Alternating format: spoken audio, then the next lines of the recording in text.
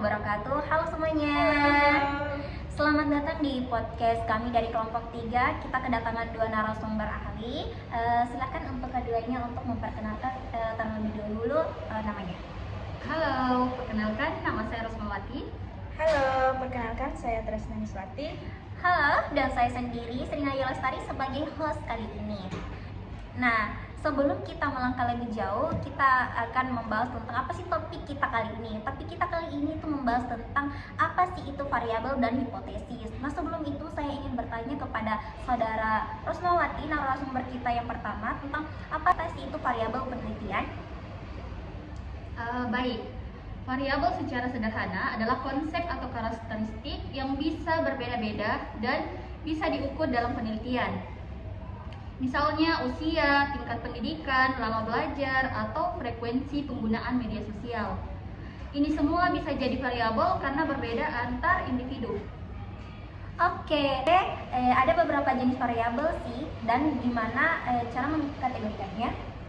Baik, ada 2 jenis variabel. Yang pertama, yang paling dasar dalam penelitian adalah variabel bebas, yaitu independent variable, variabel yang dianggap penyebab atau yang mempengaruhi.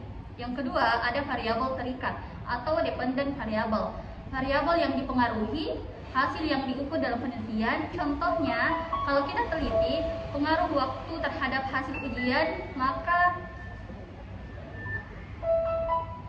maka waktu belajar ini variabel bebas, dan hasil ujian itu yaitu variabel terikat. Menarik ya. Kenapa sih variabel itu penting dalam sebuah penelitian? Karena variabel memungkinkan kita mengukur atau membandingkan. Tanpa variabel kita tidak bisa sistematis melihat pengaruh atau hubungan antar konsep. Variabel jadi unsur dasar agar penelitian bisa dilakukan secara objektif dan hasilnya bisa dianalisis. Wah, nah kalau begitu saya kembali kepada saudara Tresna Niswati tentang apa sih itu hipotesis dalam sebuah penelitian. Baik, jadi hipotesis adalah dugaan sementara atau pernyataan awal tentang hubungan antara 2 variabel atau lebih sebelum kita menguji lewat data. Kemudian, jadi hipotesis bukan jawaban final, melainkan prediksi yang nanti dibuatkan oleh penelitian. Jadi dalam hipotesis, jenis-jenis hipotesis seperti apa sih yang umum digunakan? Ada beberapa jenis hipotesis yang paling umum digunakan, yaitu yang pertama hipotesis alternatif yang menyatakan ada hubungan atau perbedaan antar variabel. Misalnya, jika siswa belajar lebih lama, maka nilai ujian akan lebih baik. Kemudian yang kedua ada hipotesis nol yang menyatakan tidak ada hubungan atau perbedaan. Artinya, variabel bebas tidak berpengaruh terhadap variabel terikat.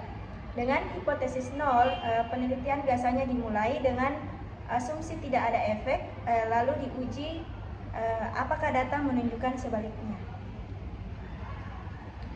Oke, terus mengapa penting punya hipotesis sebelum penelitian dijalankan?